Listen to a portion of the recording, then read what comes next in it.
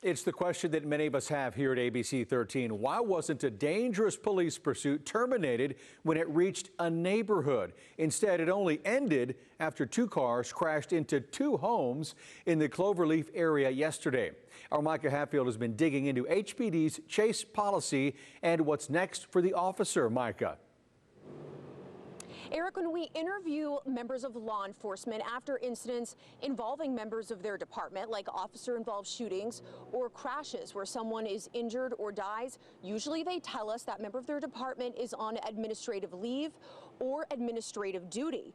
We figured it would be a similar situation here, but that's not the case because no one was hurt in this incident. HPD tells us that member of their department is still on active duty.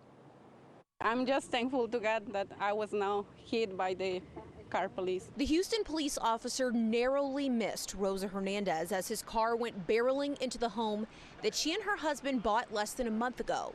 Fortunately, she wasn't hit while she was mowing her grass, and neither was anyone else in the Cloverleaf neighborhood as the police pursuit passed by their homes.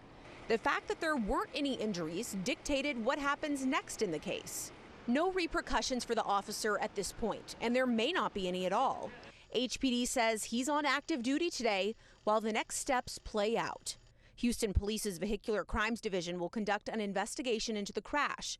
They'll hand their findings over to the Crash Review Committee that reviews all crashes involving officers.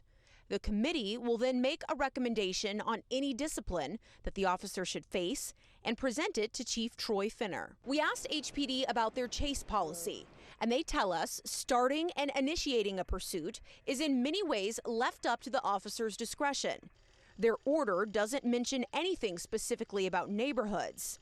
The officer, though, has to weigh the seriousness of the crime and the urgency of the arrest versus potential harm to the public. In this case, HPD tells us the car that Isaiah Cates was in is possibly linked to a jugging. He was taken into custody for evading, but the investigation into his possible involvement in the robbery continues. Now, it wasn't just HPD that hit a home. Cates did too. The city will accept and review a claim made for repairs by the homeowners the HPD unit hit. They won't assume any cost for the home that Cates hit. In Cloverleaf, Micah Hatfield, ABC 13 Eyewitness News.